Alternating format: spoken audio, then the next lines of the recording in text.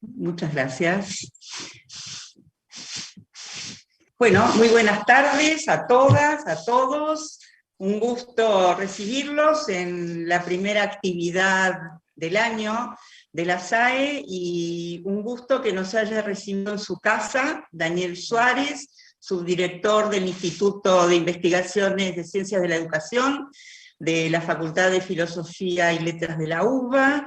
Daniel, contigo sumamos un nuevo socio a esta serie de actividades a las cuales las circunstancias nos empujaron y con la que fuimos atando a partir de ellas compromisos, actividades compartidas, debates, con un conjunto de universidades del país que nos permitieron, bueno, desde la generosidad y la hospitalidad, que nos podamos contactar con nuestros socios, con otros colegas, incluso con otros países.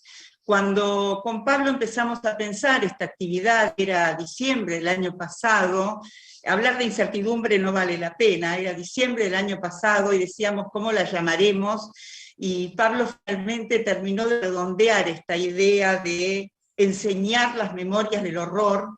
En su momento nos pareció de una contundencia y de una elocuencia que casi no merecía muchas más explicaciones.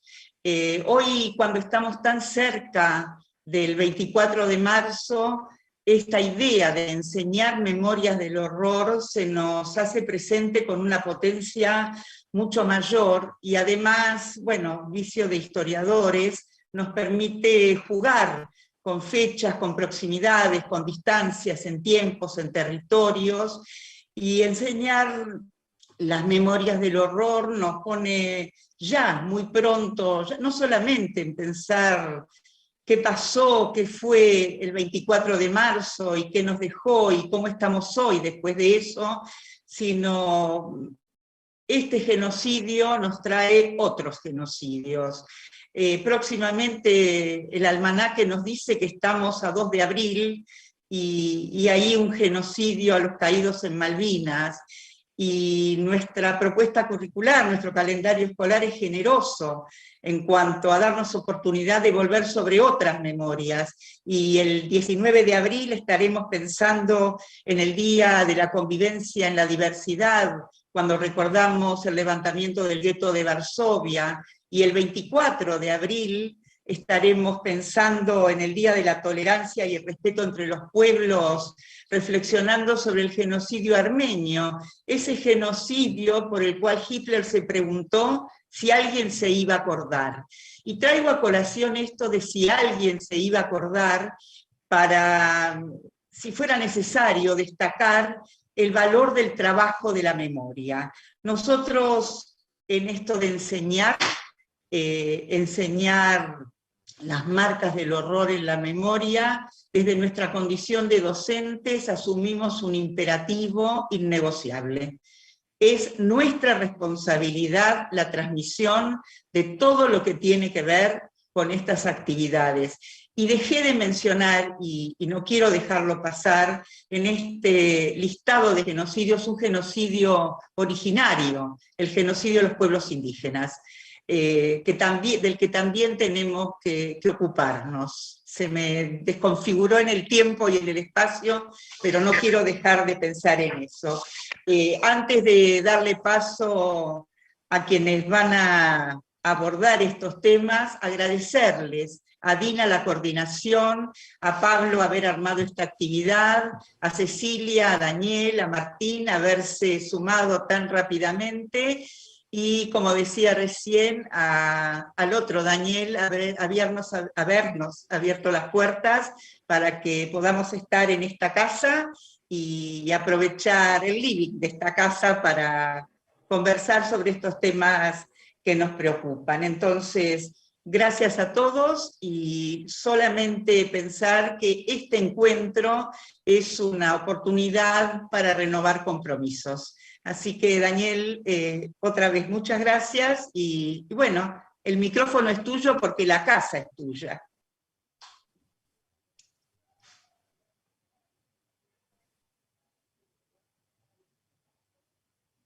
Desmuteate, Daniel.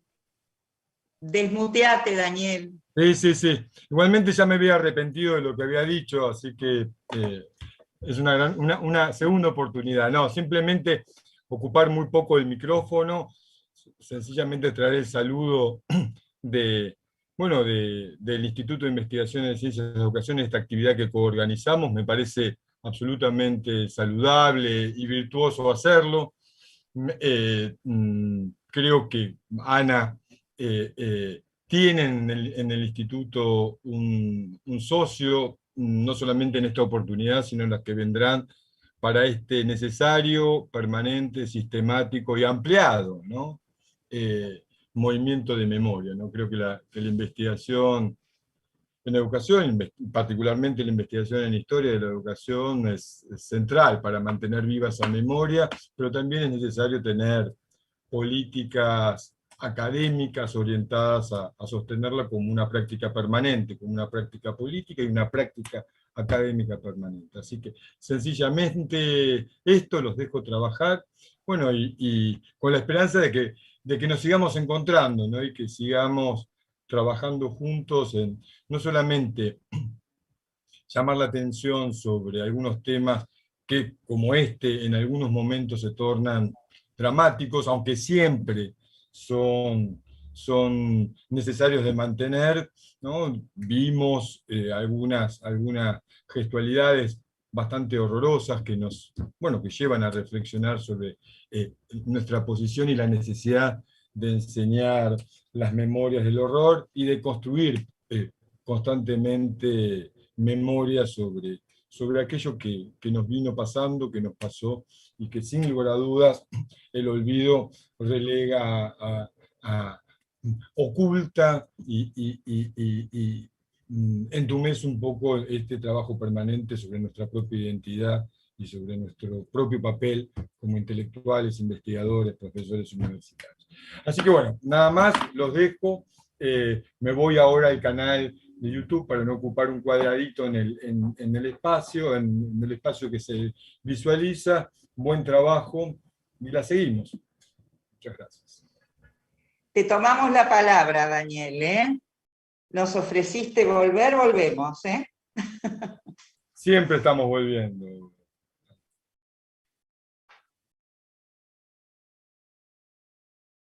Pablo.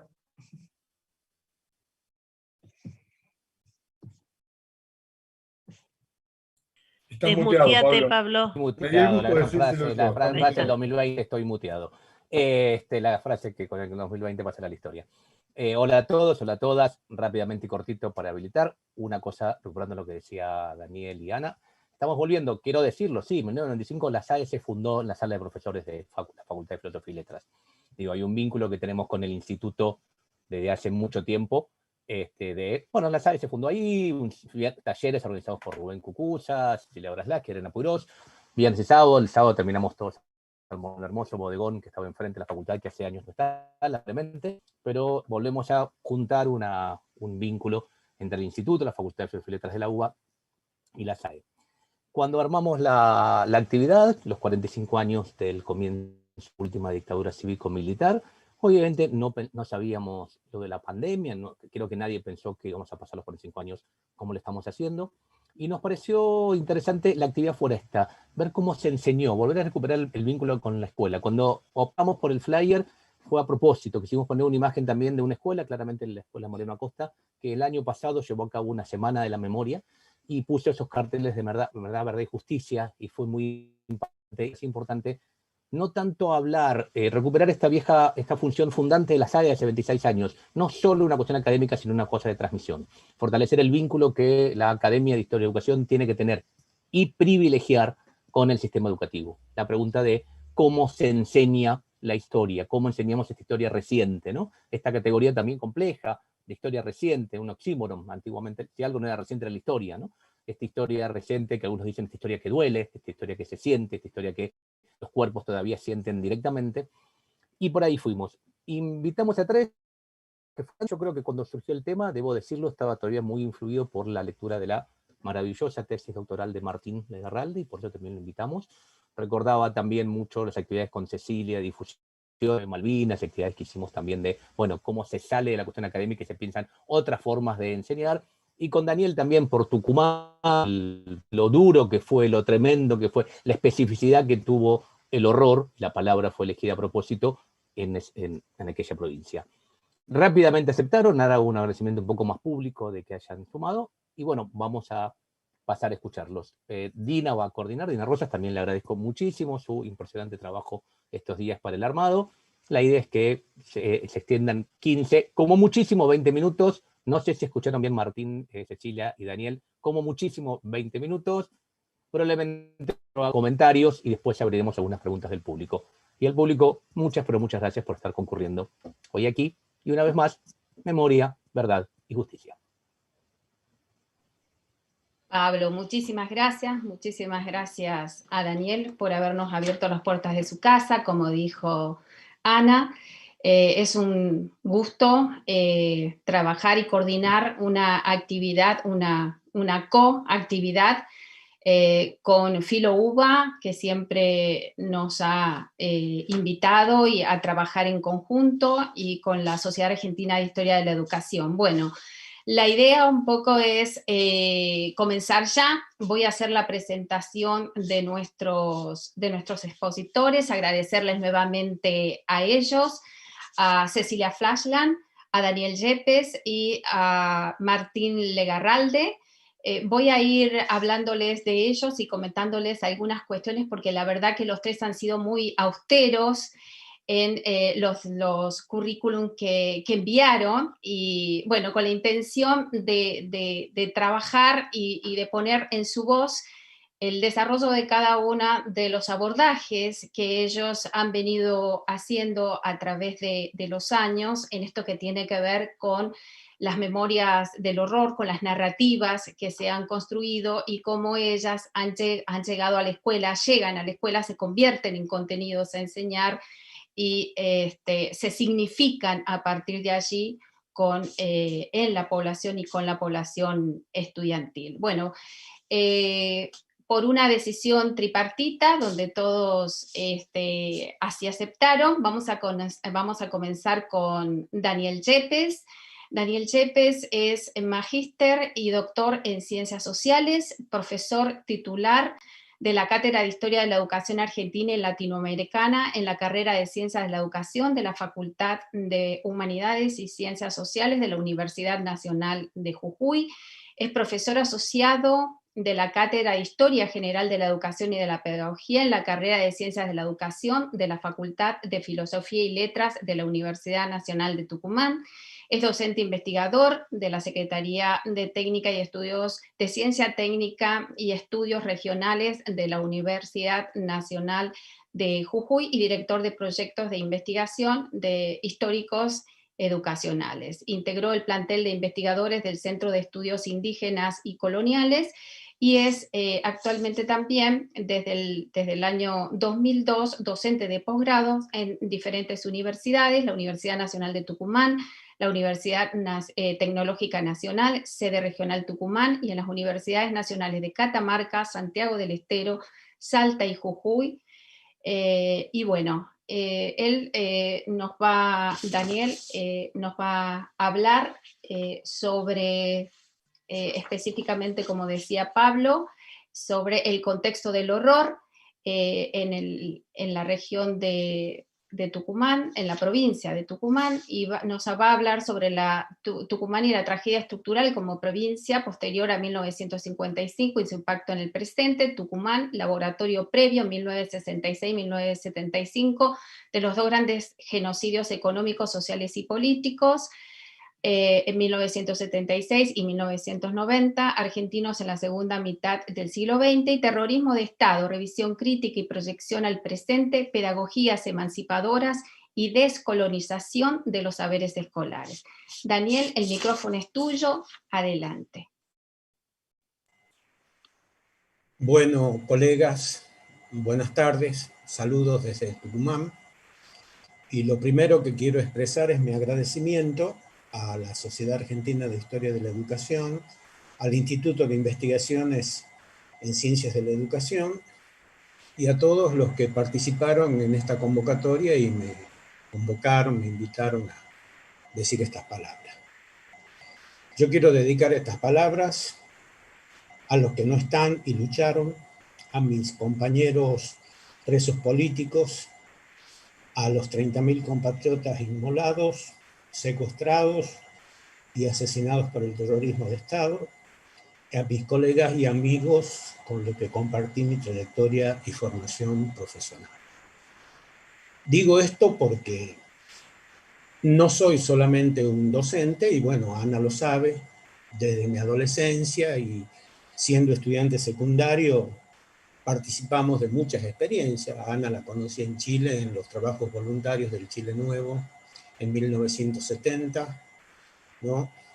Compartiendo la experiencia de Salvador Allende. Yo era adolescente, estaba en quinto año del secundario. He participado en los tucumanazos.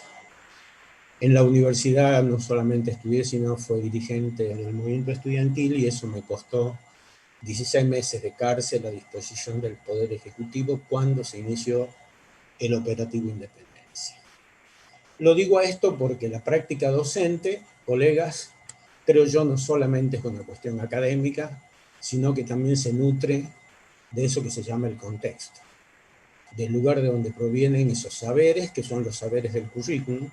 Y alguien dijo, no creo que fue Alicia de Alba, que como reporte cultural su inspiración está precisamente en ese contexto que lo contiene, y además no solo lo denota, sino lo connota. Esas prácticas de enseñanzas nuestras, además, donde el desafío nuestro en una provincia tan enormemente golpeada, en un escenario tan duro, donde se produjeron lo que nosotros denominamos las pruebas de laboratorio social, ¿no?, de los dos grandes genocidios de la Argentina de la segunda mitad del siglo XX. El primero, el cierre de los ingenios azucareros, pero previo a eso la destrucción de los talleres de Tafí Viejo, únicos en América Latina, y luego, ¿no es cierto?, la ruptura, el quiebre de su aparato productivo y de su industria madre, y desde ese entonces Tucumán se ha vuelto una provincia con un modelo de desarrollo y acumulación, ¿no es cierto?, inexistente, inviable. Es simplemente una mendicante de las coparticipaciones federales, no del gobierno central. Y el segundo escenario que nos ha costado y que nosotros hemos vivido y sobrevivido, ya no solo fue este laboratorio de un futuro genocidio económico, como fueron los cierres de los ingenios y los cierres de los talleres de Tafí Viejo, sino que 9 años más tarde, en el 75, y ya en mi caso estando detenido, fue, ¿no es cierto?, el operativo Independencia, que fue el preludio, el prolegómeno del terrorismo de Estado, que después, un año más tarde, se va a desarrollar, se va a aplicar a escala nacional, y yo diría a escala latinoamericana con el Plan Cóndor.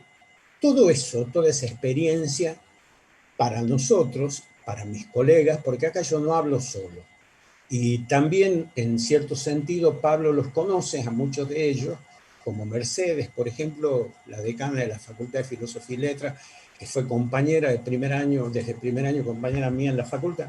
Somos un grupo que hemos trabajado este tema de la enseñanza del horror en Tucumán. No es que es una cuestión mía personal, sino que han sido elaboraciones colectivas en un ambiente hostil. Y esas prácticas de enseñanza en relación con el tema, ¿no es cierto?, nos llevó a 4 cuestiones que son para nosotros fundamentales. Fundamentales precisamente por haber sido epicentro de ese horror. Primero, a trabajar mucho la cuestión desde la historia que nos desvincule de una idea que nosotros llamamos el maniqueísmo histórico, ¿no? No es una cuestión de buenos y malos, militares malos, civiles buenos. No es una cuestión donde, para nosotros y para darle la posibilidad que nuestros alumnos comprendan, no era una cuestión de buenos y malos. Tampoco es una cuestión de sastrería. No se trataba de uniforme versus, ¿no?, trajes con 2 pantalones, como se decía en una época.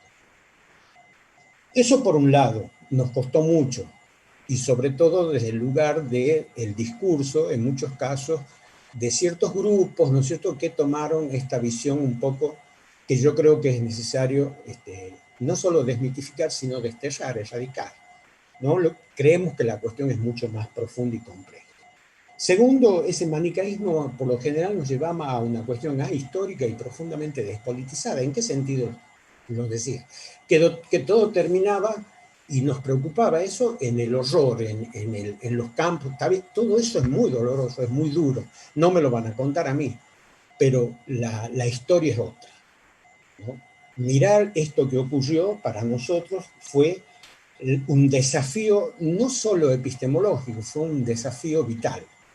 En una provincia, vuelvo a repetir, profundamente hostil, en una provincia donde todavía anida lo que nosotros llamamos el huevo de la serpiente, donde todavía pervive, ¿no?, el hijo del genocida como diputado provincial, votado por la gente, donde Tucumán tiene, ¿no es cierto?, esa mancha desde el año 95 haber elegido a ese genocida por el voto popular. Entonces, ese tema es un tema que a nosotros, como grupo de investigadores, nosotros nos ubicamos y construimos una publicación que después yo los 4 números la voy a poner a disposición de la Sociedad Argentina de Historiadores, se llamó Amauta, y en ese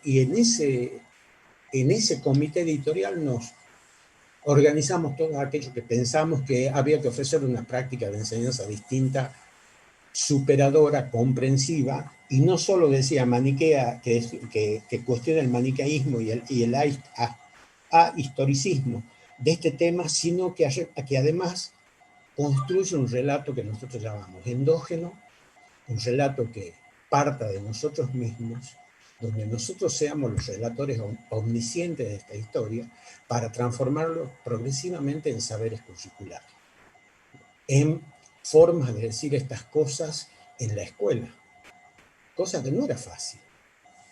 En la escuela normal, cuando organizábamos los actos del 24 de marzo, teníamos una gran cantidad de profesores que nos decían, ¿y los muertos por la subversión cuándo aparecen? Y nosotros nos mirábamos y nos dábamos cuenta que eran muchos más a veces ellos que nosotros. Y por último, en la construcción de ese relato endógeno que yo le llamo, nos planteaba esto que también nosotros entendemos como una práctica docente inductiva, profundamente no identificada con el discurso freireano y contextualizada en el sentido que despojarla progresivamente de ese enciclopedismo eurocéntrico que atraviesa el discurso educativo académico, ¿no? Tucumán tenía que ser el ombligo, Tucumán tenía que ser la base de ese relato, Tucumán, ¿no es cierto?, y su realidad tenía que ser el nacimiento de ese discurso y el lugar de enunciación de los saberes. No, todo ese trabajo es un trabajo y una construcción que ha sido difícil, que ha llevado mucho tiempo y que ha generado hasta contradicciones en nosotros.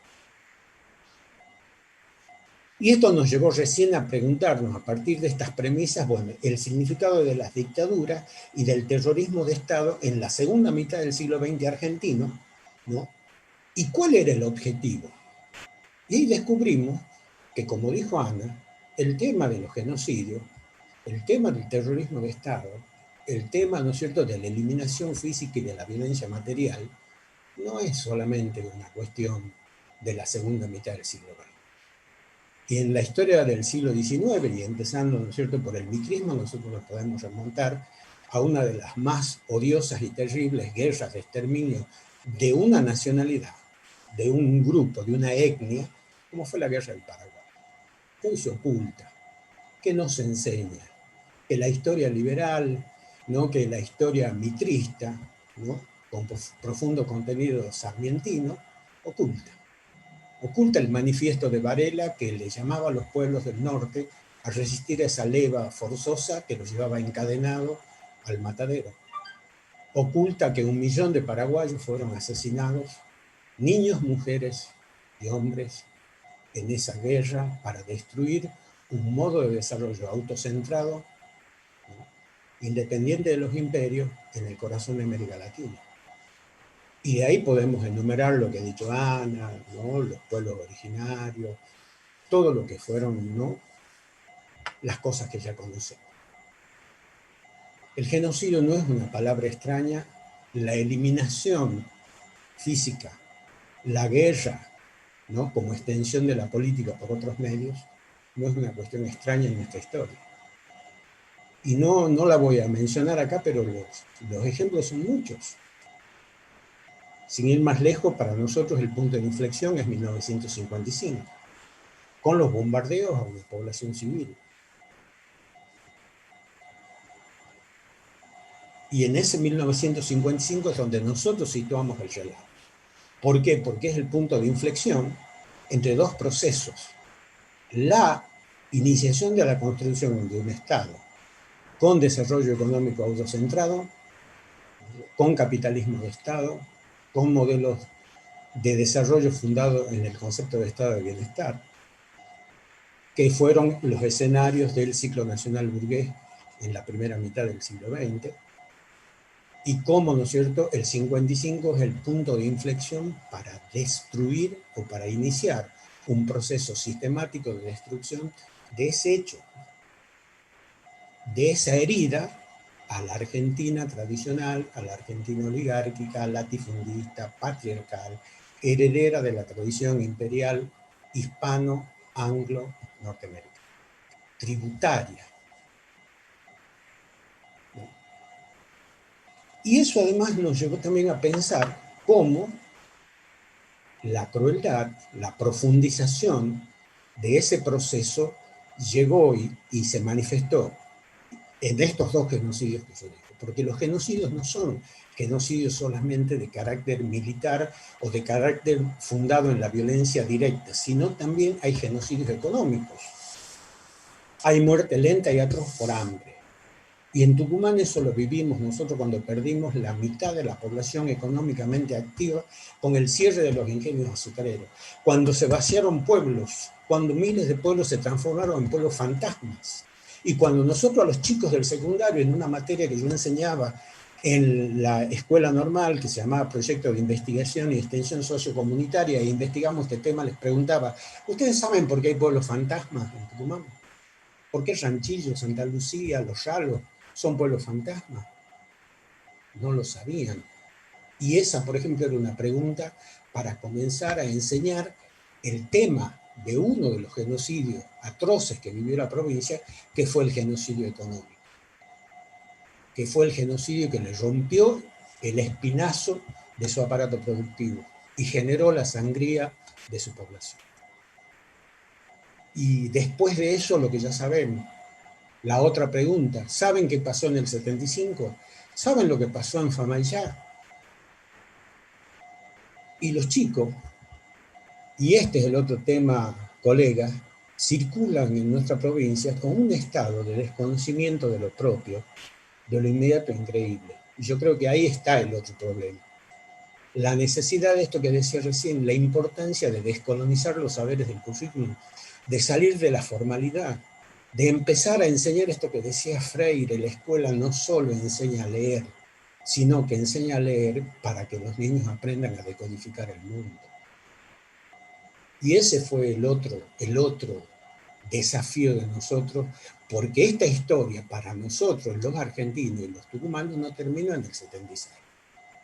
En el 90 se produjo el otro genocidio, y yo también lo voy a relatar de cerca desde el noroeste, cuando se cerró todo el ramal petrolero, ¿no?, del eje Mosconi, Tartagal, Campo Durán y Pocito, que también produjo 30.000 desocupados. El cierre de yacimiento y la privatización de yacimientos petrolíferos nortes, para dar un ejemplo, que mandó, ¿no es cierto?, a la miseria estructural a toda esa población. De eso no se habla. 30.000 trabajadores calificados transformando en cuentas propistas. Yo tengo dos hermanos, un ingeniero, otro geólogo, uno ya fallecido. Los dos trabajaban en YPF. Uno terminó vendiendo lotería, otro, ¿no?, regenteando una playa de estacionamiento. Uno era geólogo, el otro ingeniero en electricidad y jefe de comunicaciones de zona norte. Entonces, yo creo que todo eso es lo que a mí me parece que nosotros es lo que tenemos que poner como contenido. Y yo creo que ahí es el tema. La enseñanza del horror supone sobreponerse a la formalidad. Supone una discusión profunda desde dónde tiene que ser el punto de enunciación de los saberes.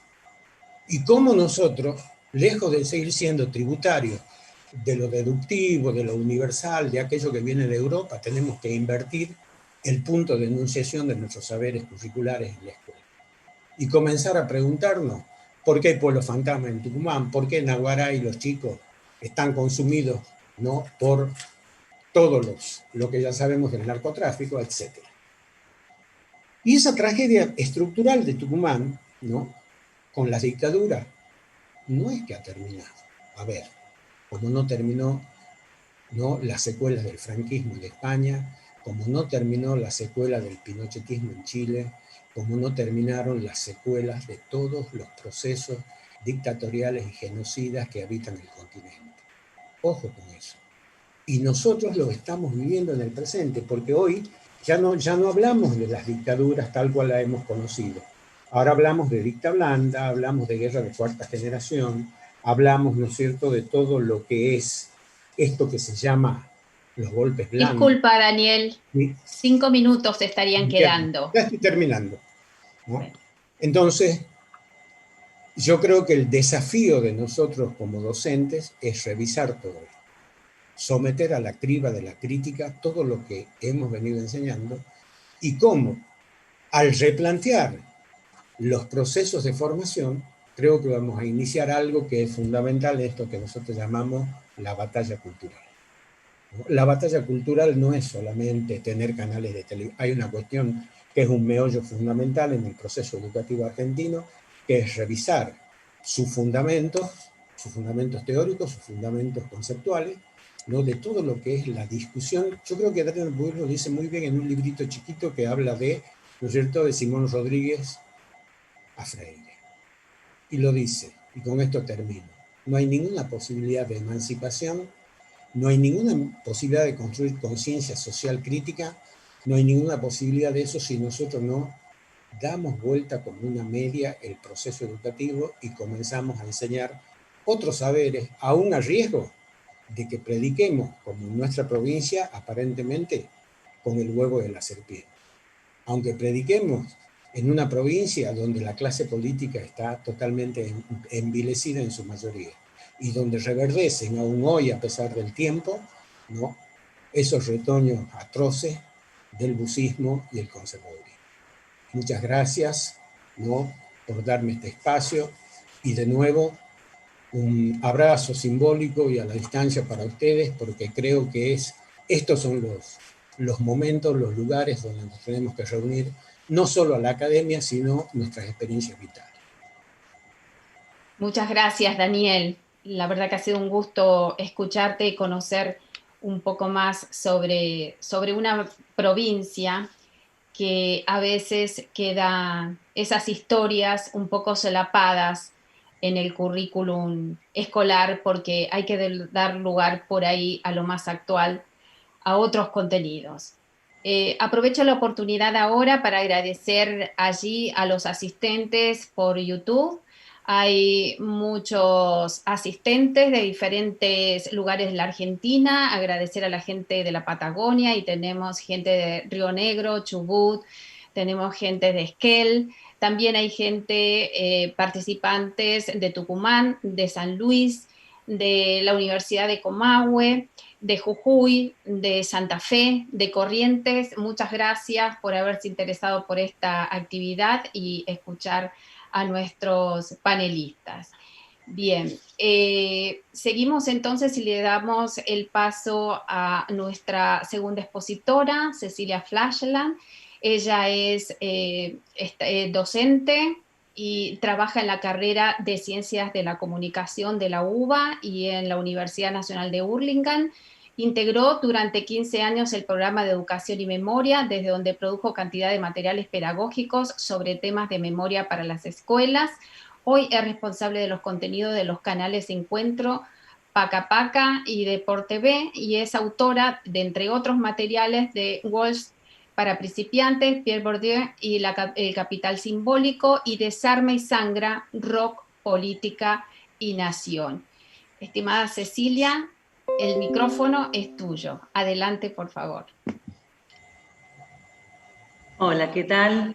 Bueno, buenas tardes. Muchas gracias por la invitación, la verdad un honor ser convocada para esta actividad y también, bueno, hermoso haber escuchado la exposición de Daniel, que yo justamente iba a terminar mi power de imágenes con un hermoso mural de la Escuelita de Famaillá en Tucumán, un lugar bellísimo donde tuve la oportunidad de trabajar cantidad de veces. Bueno, les cuento lo que yo armé. Como bien decían ahí en la presentación, yo trabajé muchos años en el programa de Educación y Memoria en el Ministerio de Educación, y también hace muchísimos años, tengo 52, te diría desde los 23, que empecé a dar clases en escuelas secundarias, que siempre me tocó enseñar el tema del terrorismo de Estado, enseñar, que ustedes titularon también, las memorias del horror.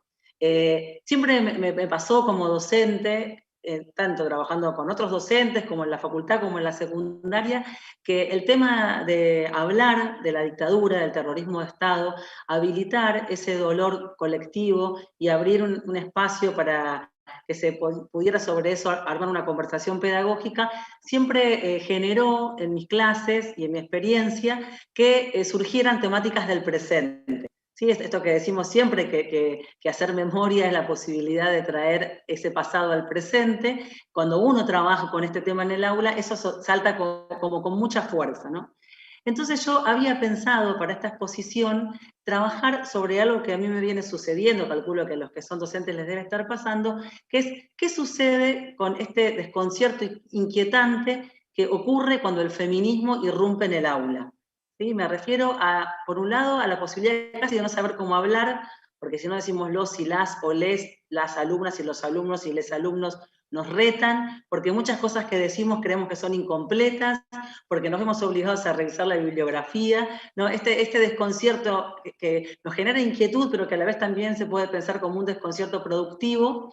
Bueno, ¿qué pasa con eso cuando uno trabaja con temas de memoria? Esto que yo les voy a presentar en realidad es algo que no armé individualmente, sino que lo armamos como un recorrido del programa de Educación y Memoria, que fue tratar de pensar, bueno, a ver, si nosotros nos ponemos las lentes de género, si nos ponemos las lentes de la ESI, ¿sí? Y volvemos a pensar muchos de los núcleos de los problemas con los que nosotros trabajamos, al imaginar cómo hay que enseñar el pasado reciente en el aula, ¿qué otras cosas nos aparecen? ¿Cuáles son las omisiones que nosotros cometimos? ¿Cuáles son los nuevos problemas que podemos construir a partir de interrogar ese pasado reciente con una mirada de género?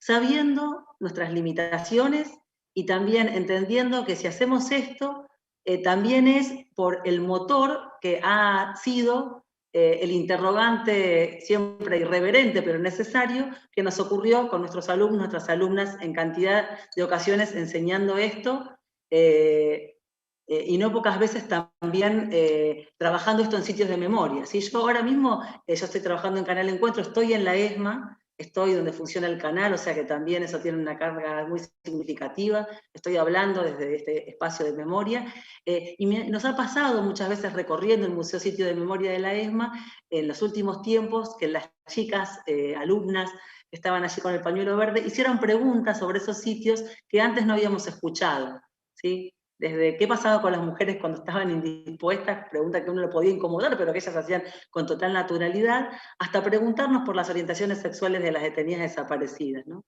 Entonces, bueno, lo que yo les voy a proponer a ustedes es, digamos, un recorrido con algunas imágenes para pensar este pasado reciente con las lentes de género.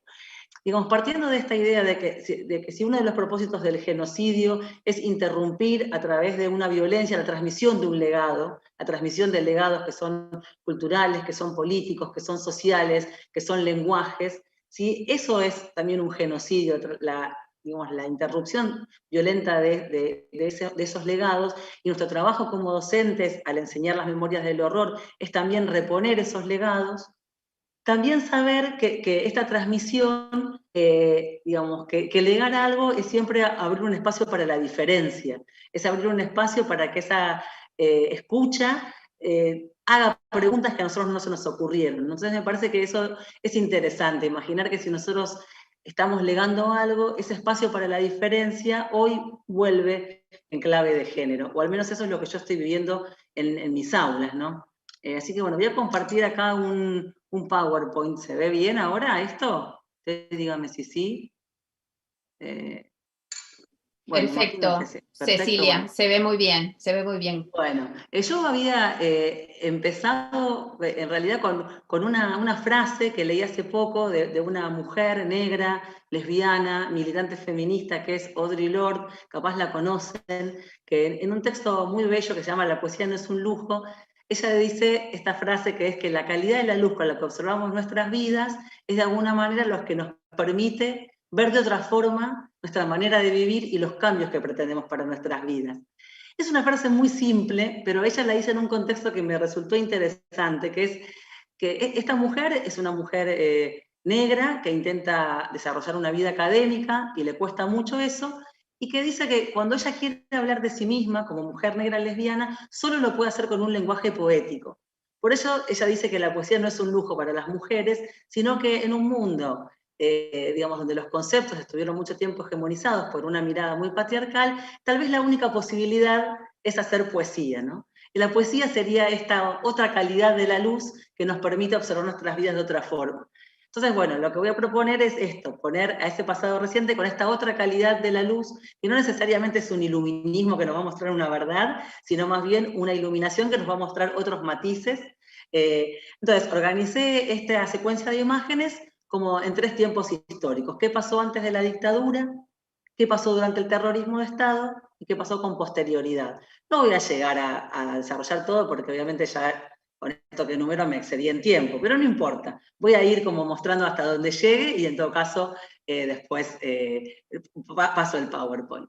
Bueno, quería empezar con esta imagen. Esta es una imagen que circuló bastante por las redes, no sé si pudieron verla en alguna oportunidad. Es una imagen del Rosariazo. ¿Sí? Esta imagen fue tomada el 21 de mayo de 1969 por un fotógrafo que se llama Carlos Saldi. Esta foto, digamos, a mí me resultó interesante porque nosotros en todos los materiales educativos del Ministerio de Educación, del Programa de Educación y Memoria, empezamos siempre con alguna imagen vinculada a las luchas políticas de la década del 70. Pero la imagen que siempre elegimos fue la imagen de un trabajador, de la clase obrera. Digamos, el sujeto que nos parecía potente, interesante, que efectivamente lo es, para pensar ese momento de gran efervescencia política y revolucionaria de los 70, era la clase obrera, ¿no? Entonces, esta foto, cuando vuelve a circular, fue compartida mucho en las redes, pone en primer plano a la chica con la minifalda, ¿no? A la chica con la minifalda, que nosotros no la teníamos en nuestro imaginario al momento de decir vamos a enseñar quién era el sujeto político en los 60 y los 70, ¿no?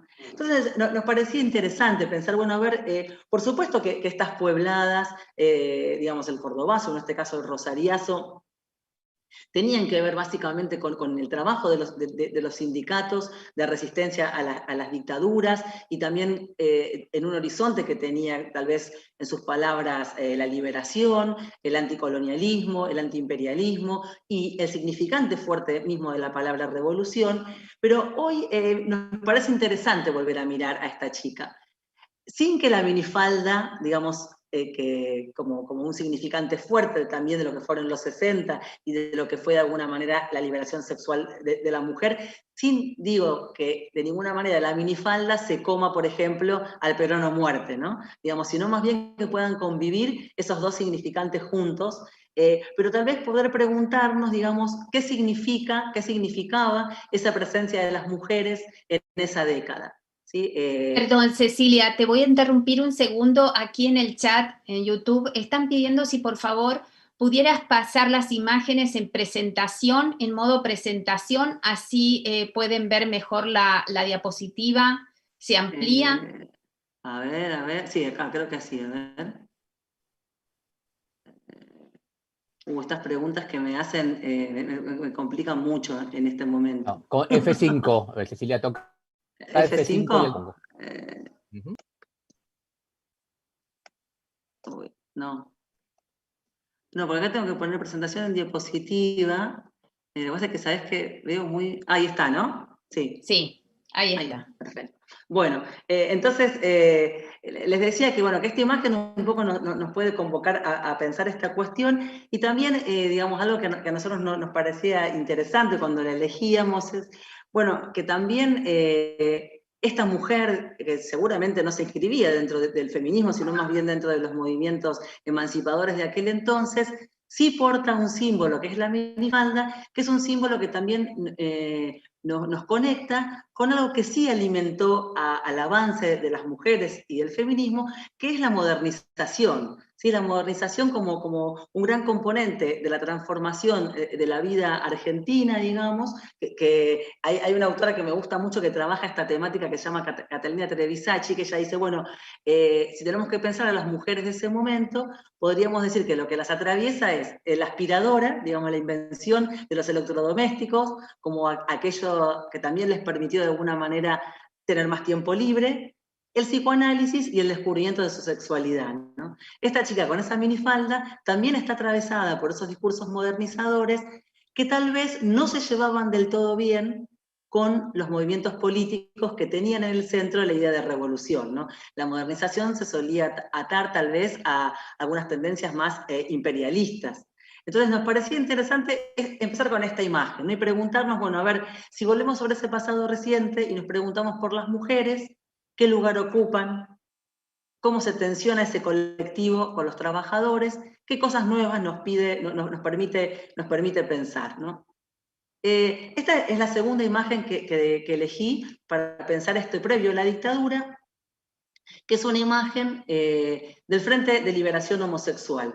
¿Sí? El primer colectivo que organiza a las disidencias sexuales con un nombre propio, que tiene capaz algunos antecedentes en la agrupación Mundo Nuevo, Nuevo Mundo, y estamos hablando de fines de los 60, ¿sí?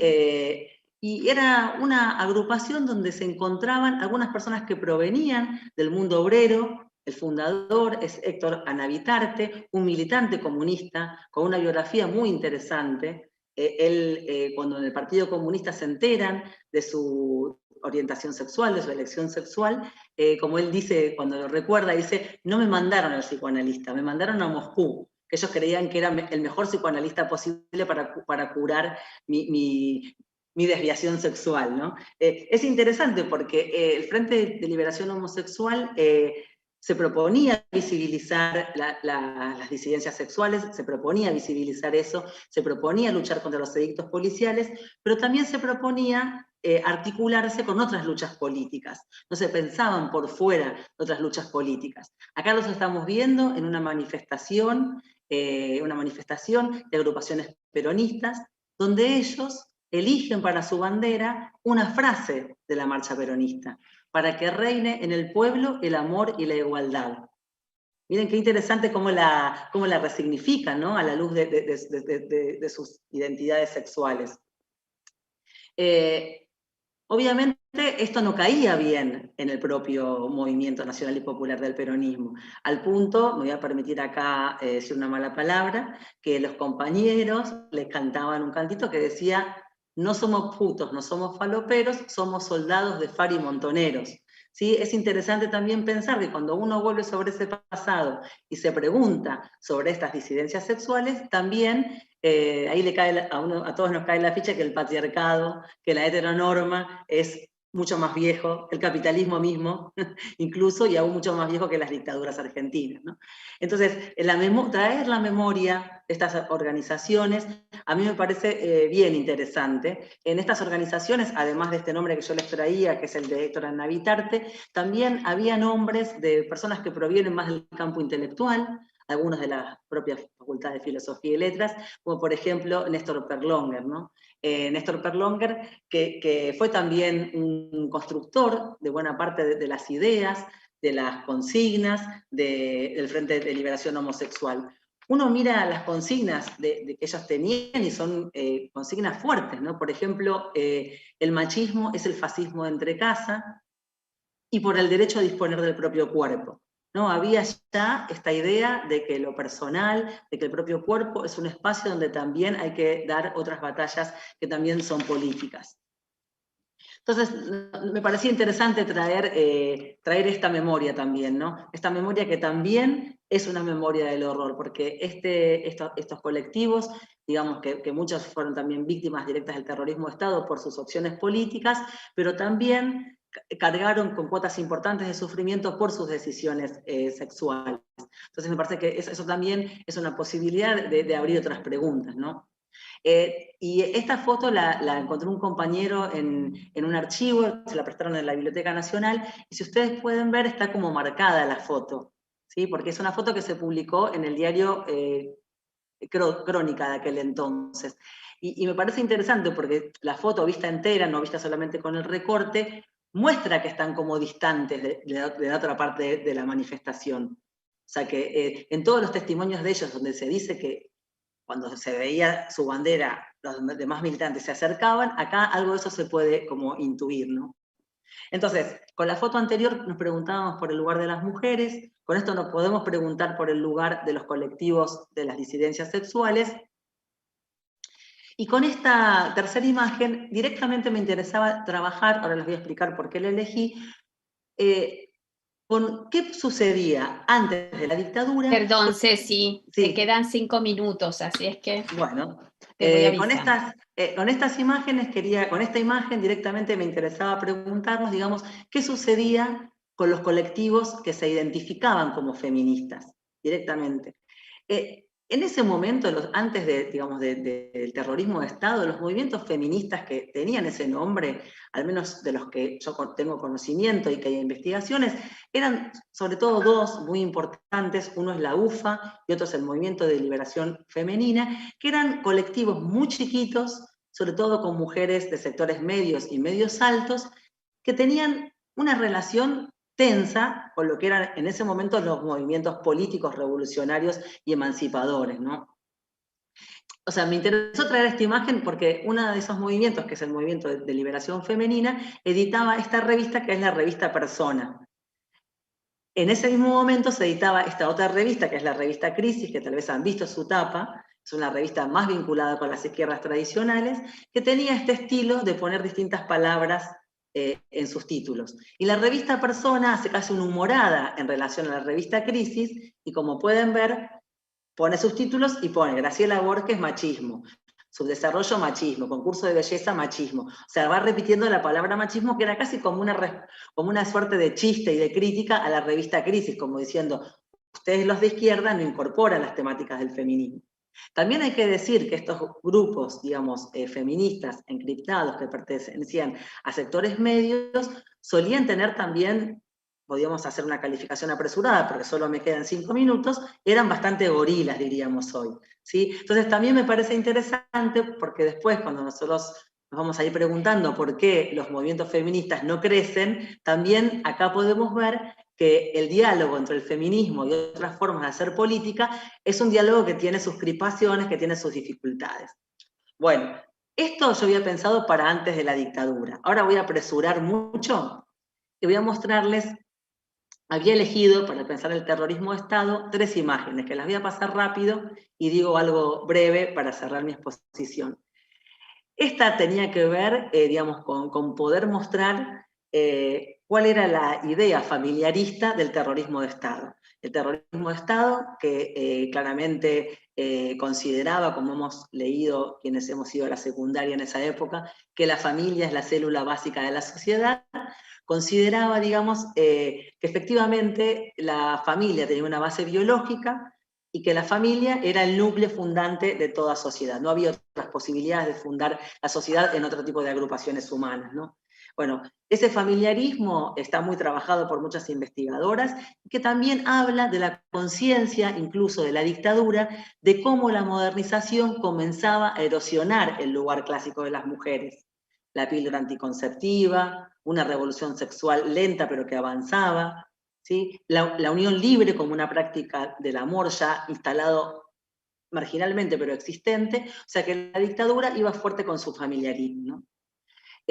Para pensar el terrorismo de Estado también había elegido esta imagen tremenda que nos remite a los partos clandestinos en los centros clandestinos de detención. Esta es de la maternidad de la ESMA, y acá sí me interesaba para marcar como tema, no para desarrollar, que además de partos clandestinos en la ESMA, hoy sabemos que durante el terrorismo de Estado los delitos sexuales fueron sistemáticos.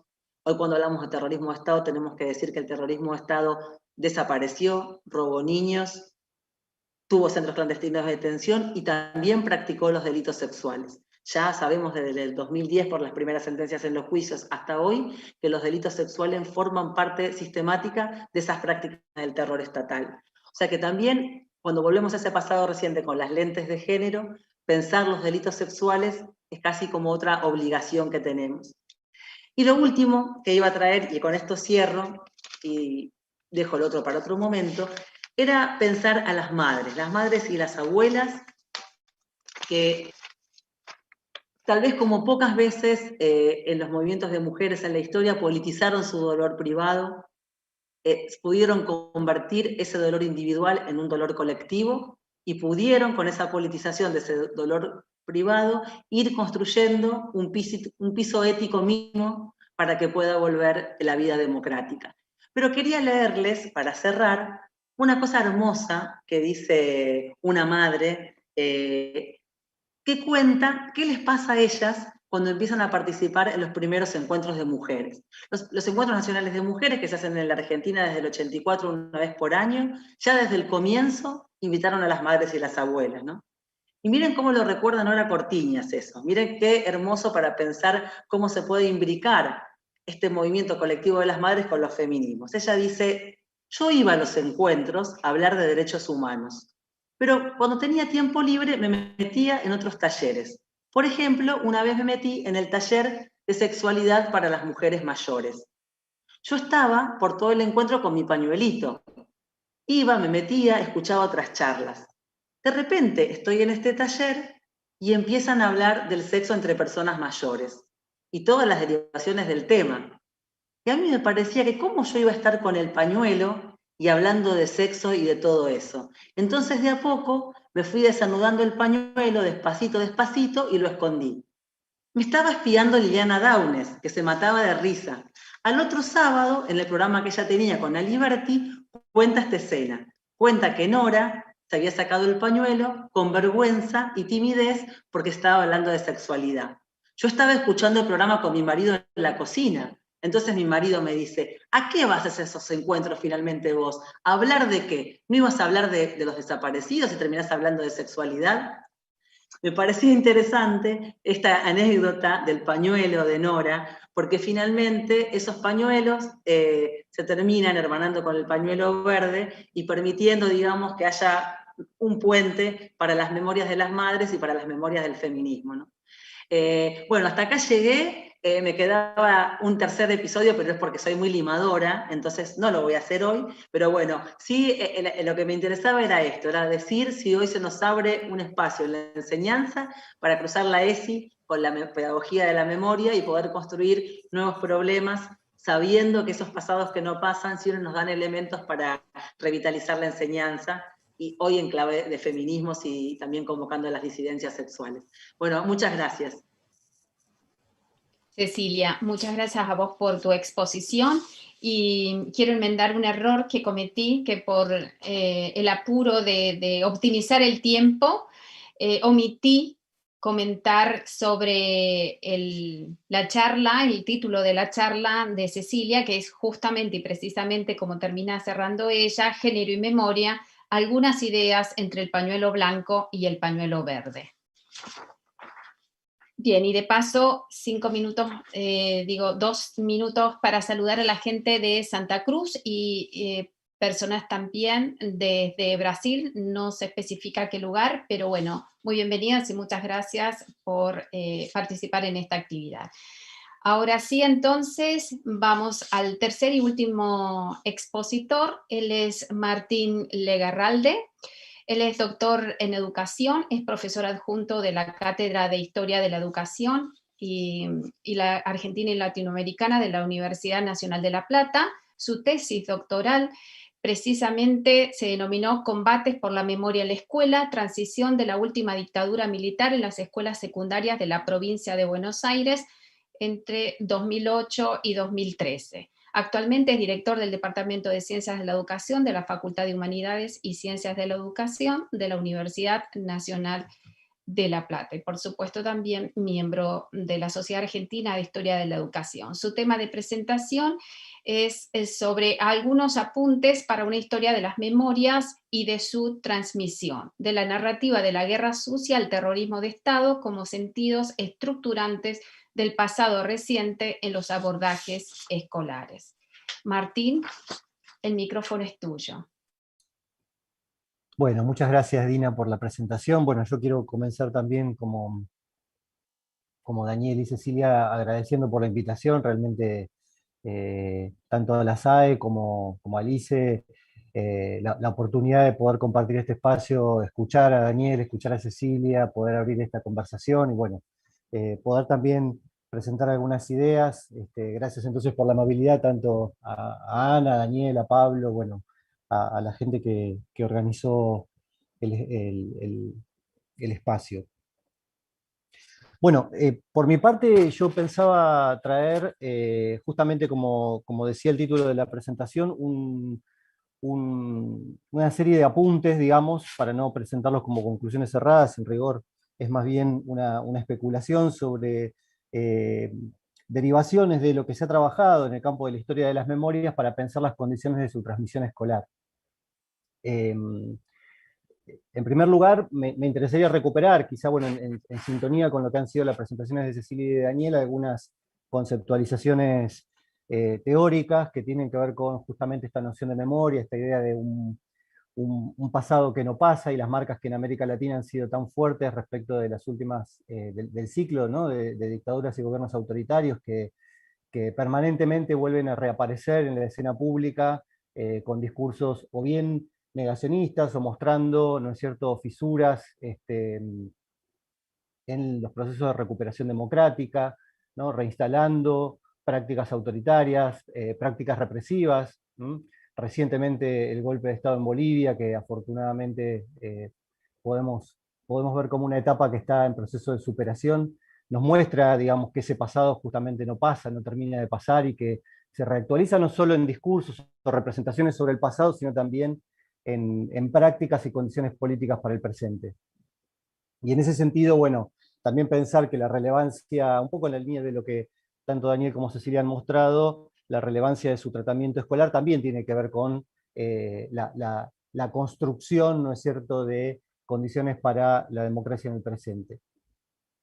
Bien, en ese marco a mí me interesaba arrancar en rigor con una presentación que tiene que ver con algunas coordenadas más conceptuales. En primer lugar, partir de una noción de memoria que, bueno, si bien tiene que ver con una larga tradición sociológica, sirve por ahí para pensar específicamente algunos de sus atributos cuando pensamos en las memorias de la última dictadura militar, que es justamente pensar en la línea de lo que sostuvo alguna vez Maurice Halbach, pensar en la memoria como un fenómeno social, pensar en la memoria como un fenómeno de producción de identidades colectivas, ¿no? Y pensar que esas posiciones sobre un pasado, que en este caso es un pasado traumático, un pasado que ha dejado huellas de horror, digamos, en la sociedad argentina, es también una construcción de posiciones en el presente, y de identidades en el presente, ¿no? Es decir, esas posiciones sobre el pasado también nos hablan de la pertenencia, ¿no es cierto?, de los individuos, los actores sociales a identidades colectivas en el presente, ¿no?, a comunidades en el presente. En segundo lugar, recuperar también otra idea que también me parece está resonando en las presentaciones anteriores, que ha sido fuertemente trabajada por Elizabeth Cellini, entre otros, que es la idea de que sobre esas representaciones del pasado existe no solo una pluralidad de lecturas, sino también una disputa en el presente, ¿no? Es decir, nuestro presente es un presente de memorias en conflicto, de memorias plurales sobre ese pasado y de memorias en conflicto, ¿no? Esas disputas se libran en el espacio social, pero particularmente tienen en las escuelas un escenario privilegiado, digamos, ¿no?, que ha sido revisitado tanto por la iniciativa de distintos actores políticos y sociales como por funcionarios, definiciones oficiales, programas y políticas educativas de memoria que ven en la escuela específicamente un espacio de ejercicio, digamos, ¿no?, de esas memorias. Bien, En tercer lugar, me interesaría plantear también como parte de esta preliminar, digamos, conceptual, entonces, además de esta idea de la memoria como fenómeno social y de la memoria como, en realidad, como un campo plural y en disputa, plantear también que esas disputas son históricas, es decir, que tienen una historicidad, no participan de digamos, no mantienen un equilibrio cristalizado, sino que de alguna manera van representando distintas correlaciones de fuerza en distintos momentos históricos, ¿no? Allí Michel Pollack, para referirse a la reaparición de ciertas narrativas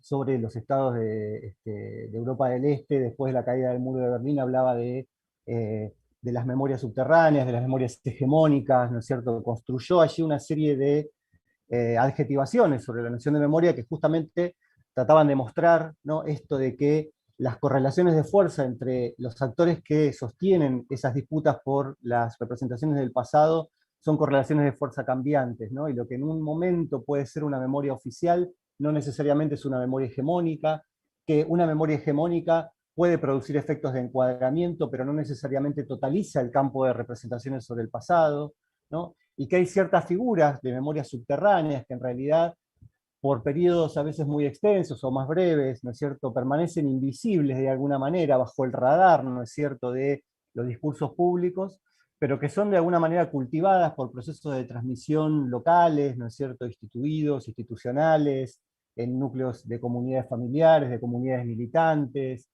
y que reaparecen, ¿no es cierto?, cuando el escenario público se convierte en más permeable, digamos, y de alguna manera a veces sorprenden, ¿no es cierto?, porque de golpe parece que algo que había sido olvidado, que había sido omitido en los procesos de transmisión sobre el pasado, vuelve a aflorar en el espacio público, vuelve a aparecer como testimonio o bajo la forma de un recuerdo entre generaciones. A esas categorizaciones que nos propone Michel Pollack, bueno, Ludmila Silva Catela agregó otra que creo que para el caso argentino es particularmente pertinente. Bueno, ella de hecho la desarrolló para pensar en las memorias sobre los gobiernos dictatoriales que han sostenido los propios militares y, digamos, los sectores políticos que los apoyaron, que se han convertido, en el caso de situaciones como la Argentina, donde la justicia ha avanzado sobre el juzgamiento de los crímenes cometidos por la dictadura, bajo la figura de memorias denegadas, ¿no? Aquellas que han sido en algún momento memorias oficiales, pero que tras la acción de la ley y la justicia se convierten en memorias denegadas. De alguna manera ya no pueden ser sostenidas como memorias oficiales, aunque también hemos visto tristemente, digamos, ¿no?, en años recientes, cómo funcionarios de distinto rango han vuelto sobre discursos negacionistas, mostrando que esas memorias denegadas no eran tan denegadas en cierto sentido, ¿no? También allí había, bueno, un intento de restablecimiento, digamos así, de procesos de negación de lo que ha sido una construcción histórica para el movimiento de derechos humanos y los actores de la sociedad argentina. Y finalmente, en relación con este primer ordenamiento más conceptual, quisiera también pensar, voy a tratar de trabajar, digamos, en la presentación, con esta noción, con esta relación, digamos así, entre memoria y narrativa, ¿no? La idea de que en rigor, si bien el espacio social habilita una pluralidad de memorias y de producción de sentido sobre el pasado, es posible reconocer en relación con acontecimientos como la última dictadura militar en la Argentina ciertas memorias emblemáticas que se estructuran como narrativas, es decir, como un conjunto de enunciaciones en distintos soportes, en distintos medios, bajo distintas formas, pero que participan de una estructura argumental común, digamos, ¿no? Y que esa estructura argumental común de alguna manera, ¿no es cierto?, se estabiliza en el tiempo, ordenando esas enunciaciones. Voy a tratar de que ahora, por ahí en relación a algunas referencias concretas, esto quede más claro, más allá de la abstracción conceptual inicial, ¿no? Bueno, y en ese sentido quisiera partir de lo que en el título por ahí de mi presentación aparecía como la primera posible narrativa a ser reconocida, que incluso puede sonar paradójico tomarla como una narrativa de memoria, porque podemos ver su construcción ya en los prolegómenos del golpe de Estado del 24 de marzo de 1976, pero tiene que ver con esta idea de que la dictadura fue una guerra librada contra un enemigo irregular, ¿no es cierto? Ahí hay una narrativa que se construye muy tempranamente, que echa mano incluso, ¿no es cierto?, de algunas enunciaciones que ya estaban disponibles en el espacio público, ¿no? Esta idea de una sociedad amenazada por un enemigo insidioso, ¿no es cierto?, que infiltraba a distintos tipos de instituciones y esferas sociales, y que por lo tanto una sociedad que debía ser defendida, digamos, ¿no? Y las Fuerzas Armadas tomando el poder como un acto de defensa de esta sociedad amenazada, digamos, ¿no? ¿Por qué me interesa tomarla como una narrativa con presencia en el espacio escolar? Bueno, porque efectivamente fue articulada, para ser narrada en el ámbito educativo.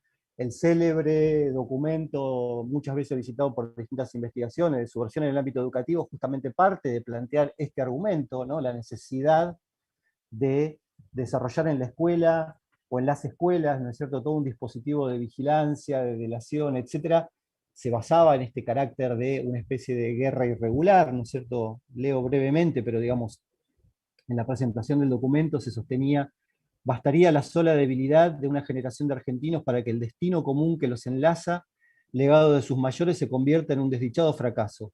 Bien saben esto los que quieren atentar contra la esencia misma de nuestra nacionalidad, y los hechos de los últimos años, y aún los que se viven, dan prueba de que este acerto no es una simple hipótesis. Se decía en este documento de 1977, y se terminaba ese párrafo diciendo: así es como en el país hemos de hablar de guerra, de enemigo, de subversión, de infiltración, términos estos poco acostumbrados en la historia argentina contemporánea y sobre todo en ámbitos como el de la educación y la cultura. Pero esa es la cruda realidad y como tal se debe asumir y enfrentar con crudeza y valentía, ¿no? Es decir, el argumento de que la Argentina estaba embarcada en una guerra irregular contra un enemigo irregular. Pero digamos, esta articulación que puede aparecer en las voces oficiales fue respaldada en algún punto por otras voces que complementaron, ¿no? La industria editorial en algún punto, a través de los manuales, por ejemplo, trasladó este mismo argumento, ¿no es cierto?, al plano de los contenidos escolares, de la materia historia. Por ejemplo, en un manual de historia de Cosmel Ibáñez, editado en 1982, pero que siguió en uso en las escuelas hasta fines de la década de 1980, es decir, tras la recuperación de la democracia, se decía, y acá quizá conecta con la presentación también de Daniel, por ejemplo: a comienzos de 1975 se inició el llamado Operativo Independencia, a cargo de una gran unidad de combate lanzada por primera vez a luchar en todos los frentes contra la guerrilla, que contaba con armas modernas. Al cabo de varios meses de enfrentamientos, se recuerda el importante combate de Río Pueblo Viejo, las fuerzas legales se impusieron a los subversivos. A partir del año 1976, en que las Fuerzas Armadas asumieron el gobierno, se inició una declinación de las actividades guerrilleras. Más tarde, cuando las organizaciones terroristas entraron en retroceso, sus dirigentes huyeron al exterior. En 1979 se había completado la derrota de la subversión, ¿no? Ese texto, que estaba encabezado con esta idea de la derrota de la subversión, siguió leyéndose, siguió en circulación en estos manuales hasta fines de la década de 1980. Sin embargo, también en cierta medida, esta es, si tomamos esa categorización que nos proponía Ludmila Silva Catela, una narrativa que en cierto sentido resultó denegada, ¿no es cierto?, a partir sobre todo del temprano inicio, ¿no?, de la acción del Estado argentino en términos del juzgamiento de los responsables de las cúpulas militares a partir de 1984. Es decir, ahí, podemos ver cómo el espacio escolar tiene un ritmo propio, en rigor, en términos de la circulación de las memorias, ¿no? Aquello que en el plano legal estaba siendo juzgado, en el plano escolar podía tener la circulación de un manual que podía ser usado en un aula, en una clase de historia. La recuperación democrática, por otra parte, trajo otras narrativas, o habilitó de alguna manera la enunciación pública de otras narrativas, ¿no? Otra de las narrativas en ese sentido emblemáticas, que ha tenido, ¿no es cierto?, formulaciones públicas muy claras y que se ha estabilizado de alguna manera como núcleo de producción de sentido sobre los acontecimientos de la dictadura, es la que, ha sido caracterizada como la narrativa de la teoría de los dos demonios, ¿no es cierto?, que también tuvo una enunciación muy temprana, ¿no es cierto?, en el proceso de recuperación democrática. Hay quienes, por ejemplo, ven ya formulada la teoría de los dos demonios en la simetría de los dos decretos firmados por Alfonsín, ¿no es cierto?, para el juzgamiento, por un lado, de las cúpulas militares y por el otro de las dirigencias de las organizaciones de ERP y Montoneros, digamos, ¿no? Muy tempranamente. Los dos decretos son prácticamente simultáneos, digamos, ¿no? Y parecen establecer una especie de paridad, ¿no es cierto?, en la acción de la justicia en relación con los dos actores. Bueno, también el conocido prólogo, ¿no?, de 1984 del informe Nunca Más de la CONADEP, que arrancaba, ¿no es cierto?, comenzaba enunciando una cierta simetría también en relación a dos violencias que se habrían abatido sobre la sociedad, ¿no?, diciendo: durante la década del 70 la Argentina fue convulsionada por un terror que provenía tanto desde la extrema derecha como de la extrema izquierda, fenómeno que ha ocurrido en muchos países. Y una narrativa que luego se consolidó con otros voceros oficiales. Bueno, allí Emilio Krenzel recuerda que en 1984, cuando se emitió bajo la forma de un documental en lo que era en aquel momento ATC, Canal 7, un informe, digamos, una versión, digamos, del informe de la CONADEP, Antonio Trócoli, que en aquel momento era el ministro del Interior de Alfonsín, solicitó poder hacer una apertura, ¿no es cierto?, en la presentación del informe, y allí, tratando de compensar un poco el tono de denuncia que el informe iba a contener respecto de la práctica sistemática de las desapariciones, volvió a enunciar, ¿no es cierto?, esta especie de equilibrio o el antecedente, digamos así, de la violencia guerrillera como la condición que explicaba, ¿no es cierto?, la acción del gobierno militar, designando a ambas como una metodología aberrante que las reunía bajo una especie de agrupamiento homogéneo, ¿no es cierto? Entonces, la teoría de los dos demonios también tuvo en ese sentido una narrativa pública, emblemática, relativamente cristalizada, que mostraba esto, ¿no?, de dos violencias simétricas, una sociedad inerme, ¿no es cierto?, que veía a ambas como peligros equivalentes, digamos así, y que por otra parte no reconocía en ese sentido ninguna especificidad en relación con el terrorismo de Estado. Daniel, 5 minutitos. Bueno, apuro un poquito. Esa narrativa también tuvo circulación en la escuela, y de hecho, a mí particularmente, en investigaciones realizadas en entrevistas y encuestas con estudiantes, me tocó todavía encontrarme con relatos que podían ser estructurados bajo ese hilo argumental todavía en las décadas de 2010, por ejemplo, ¿no? Esa misma narrativa compartió el espacio público en este escenario de disputas del que habla Elizabeth Schelin, con otra narrativa también emblemática y muy potente, que fue la narrativa que encontró quizás su versión arquetípica, ¿no es cierto?, en la película, la entrevista primero, perdón, la novela primero, el texto primero, y luego la película La Noche de los Lápices, ¿no es cierto? El libro La Noche de los Lápices, un libro que toma como base, ¿no es cierto?, entrevistas y testimonios dados en sede judicial, elabora una narrativa, digamos, sobre un operativo de secuestro y desaparición de un conjunto de estudiantes, pero luego la película a su vez se convierte en un vehículo extremadamente potente para su llegada a la escuela, también en circulación hasta años recientes, ¿no?, casi como una síntesis de los acontecimientos en su uso escolar.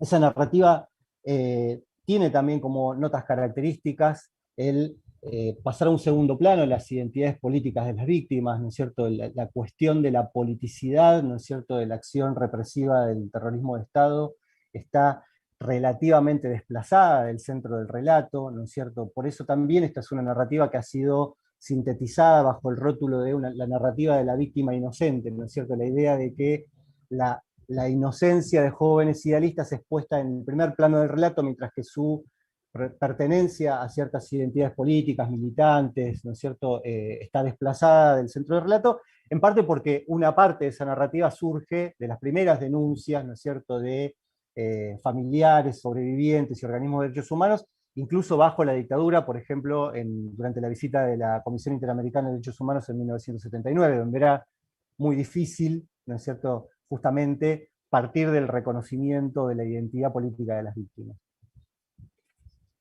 Y una cuarta narrativa que a mí me gustaría mencionar, en realidad podríamos pensar en otras, y justamente el campo de la pluralidad de las memorias del que nos habla Yelin tiene ese rasgo, pero digo, una cuarta narrativa que creo que ha podido ganarse lugar y que ha tenido especial impacto en el ámbito educativo, es quizá una de organización más reciente, que tiene que ver con el reconocimiento poner el acento en la noción de terrorismo de Estado como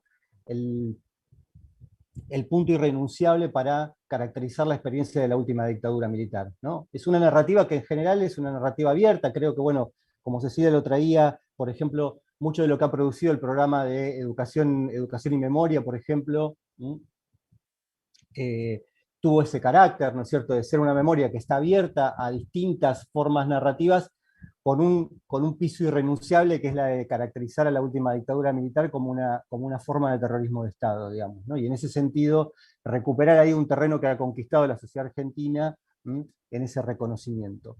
Yo, dado el tiempo que tenemos, bueno, para no excederme con el compromiso que tomamos con ser respetuosos con el tiempo, quisiera decir, digo, que estas narrativas no solo nos hablan de un contenido de sentidos producidos sobre el pasado, digamos, sino que también son portadoras de ciertas condiciones para los procesos de transmisión, ¿no es cierto? Es decir, habilitan o cierran, ¿no es cierto?, la producción de nuevos sentidos y nuevas preguntas en los procesos de transmisión intergeneracional, ¿no? Y en ese sentido, quisiera conectar de algún modo con lo que tanto Daniel como Cecilia plantearon en sus presentaciones, que tiene que ver también con qué lugar nos queda en los procesos de transmisión para que haya nuevas preguntas que sean productoras de nuevos sentidos sobre ese pasado, ¿no? Es decir, si nosotros volvemos un poco sobre la conceptualización inicial que presenta las memorias como estas enunciaciones en presente, este presente también es un presente productor de nuevas preguntas, ¿no es cierto? Las lentes de género de las que nos hablaba Cecilia, ¿no es cierto?,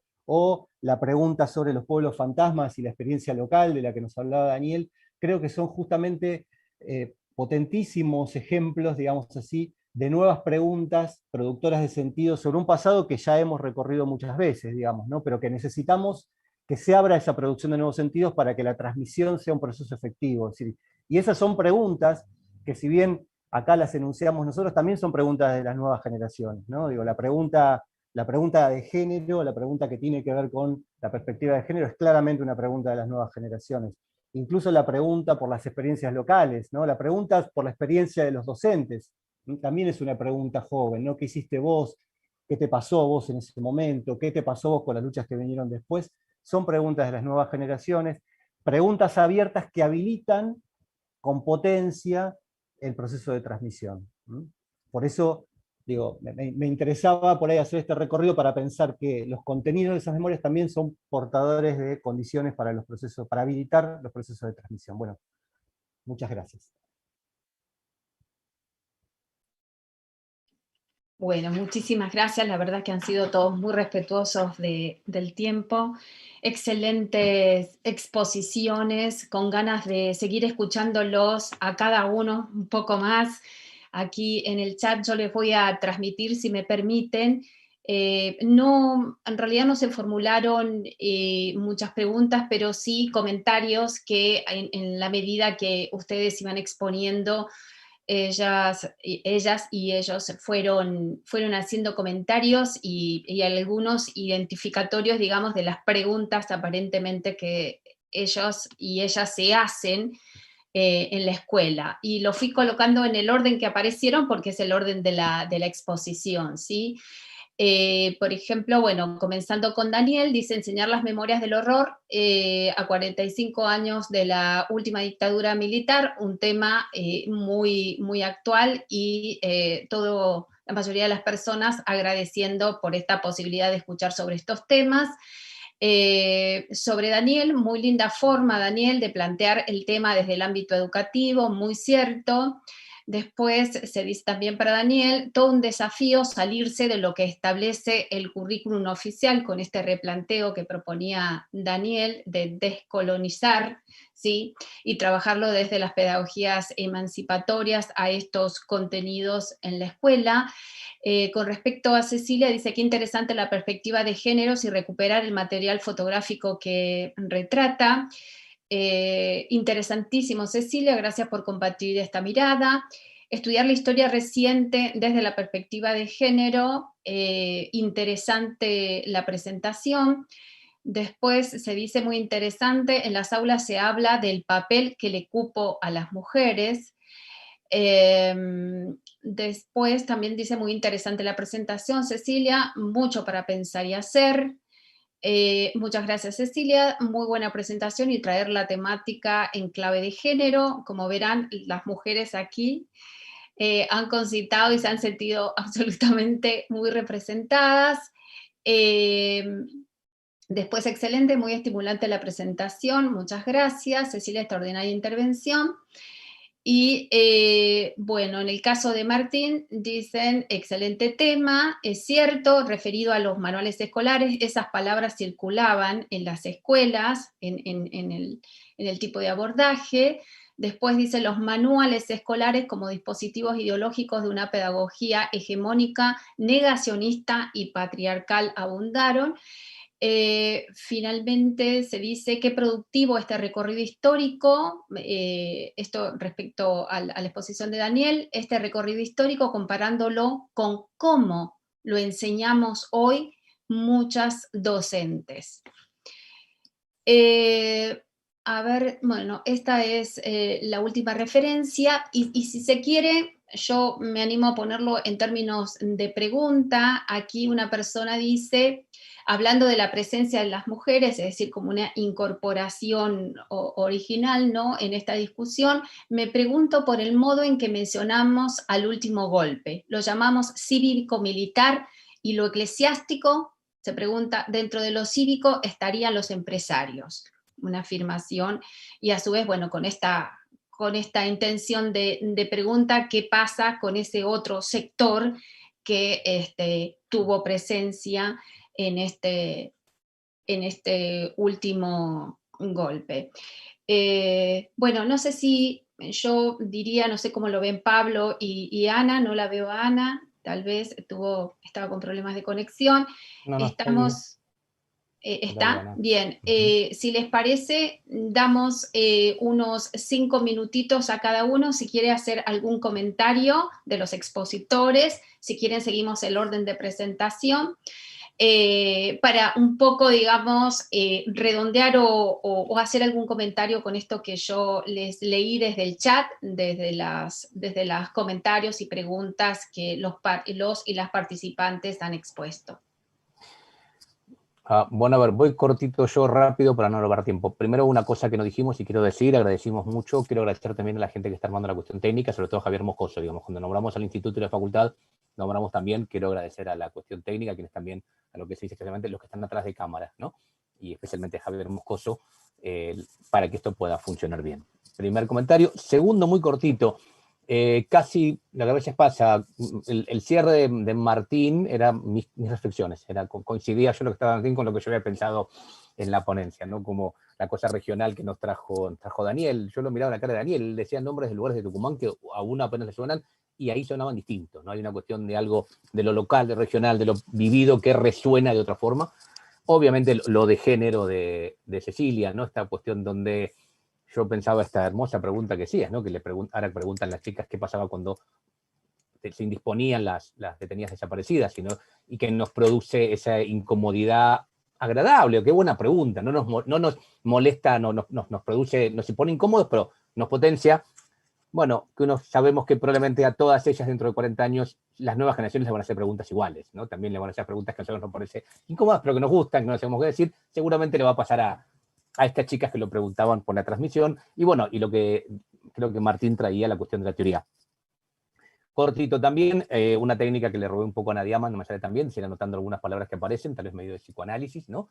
Y una de las primeras palabras que apareció Daniel dijo fue maniqueo.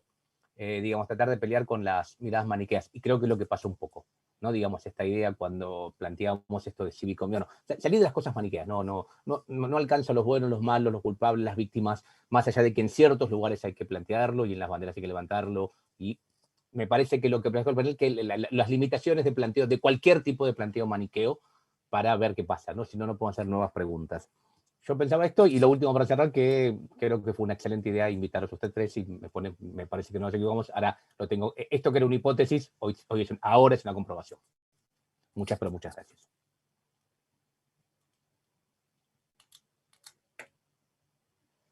Gracias, Pablo. Entonces, adelante, Daniel, si quisieras hacer algún comentario sobre los comentarios a su vez que yo leí ahí en el chat, adelante. Vamos 5 minutos como para que puedan hacer un cierre por ahí un poquito, ampliar un poquito más el cierre, si les parece. Quizás a mí no digo que me faltó, pero quizás no remarqué dos cosas fundamentales, ¿no? Yo dije que Tucumán fue escenario de 2 genocidios. Y hablé muy poco del segundo, del económico, que es el que se dio en los 90, ¿no? Y solamente hice referencia al cordón petrolero del extremo norte de la provincia de Salta. Pero lo que quiero decir al respecto es que además está claro que cuando uno explica o cuando uno intenta explicar o comprender por qué fue tan duro, por qué fue tan terrible, ¿no?, lo que pasó a mediados de los 70 con la última dictadura, es porque también hay otro hecho que me parece muy significativo desarrollarlo en la propuesta de contenidos y de saberes a incorporar, ¿no?, en los futuros procesos de enseñanza, en los futuros procesos de formación, en los futuros procesos de debate. Y es lo que yo llamo cómo también la dictadura se propuso, o las dictaduras y los procesos, los genocidios, las represiones, las persecuciones, lo que también se propusieron fue romper lo que yo llamo los procesos de alianza plebeya que se generaron en la sociedad argentina, ¿no? ¿Y qué quiero decir con esto? En el 18, la alianza plebeya entre los trabajadores cordobeses y los estudiantes cordobeses generó una transformación profunda de 400 años, ¿no?, de decadencia eclesiástico-colonial en la universidad, y abrió un nuevo capítulo en la historia política y educativa, ¿no?, de nosotros, creando algo inusual y que incluso no existe en muchos lugares del mundo. Una universidad abierta al pueblo, al servicio de los intereses nacionales, irrestricta, y todo lo que conocemos. La segunda alianza plebeya fue en el 69, donde después de un largo distanciamiento de la clase media con los sectores populares, sobre todo a lo largo de todo el ciclo nacional burgués en la primera parte del siglo, ¿no?, generó ese encuentro también en Córdoba, en el Cordobazo y en las, ¿no es cierto?, rebeliones provinciales. Y eso disparó tremendamente un terror de los sectores dominantes, que fue el peligro que acontece y que ocurre cuando los sectores medios y los sectores populares se encuentran en la misma trinchera. Hecho que se repitió para generar además una transformación muy profunda, que duró poco, pero que sentó las bases de un proceso de apertura, fin de proscripción y todo lo que ya conocemos. Y un tercer proceso, dado por esa alianza plebeya, fue la que generó el porteñazo del 2001 y que terminó con el ciclo, ¿no es cierto?, neoliberal en la Argentina post-menemista. ¿Qué quiero decir con esto? Esto también nos tiene que alertar a cómo el terrorismo de Estado siempre trató de impedir que uno de sus sectores sociales, formados en la idea de que tienen que repetir la historia, ¿no?, y tienen que repetir el arquetipo de las clases dominantes, cada vez que se alejaron, cada vez que buscaron encontrar, cada vez que buscaron, ¿no es cierto?, reposicionarse en esto que se llama un frente nacional que se oponga a los procesos de dominación seculares, ¿no es cierto?, ocurre con mucha fuerza, genera con mucha fuerza profundos procesos represivos, ¿no? Lo que pasó en los 70 fue el profundo temor que le generó al establishment, ese establishment al cual, muy bien se ha dicho aquí, no solo fue cívico-militar, sino eclesiástico, la posibilidad de un proceso definitivo de radicalización de las clases.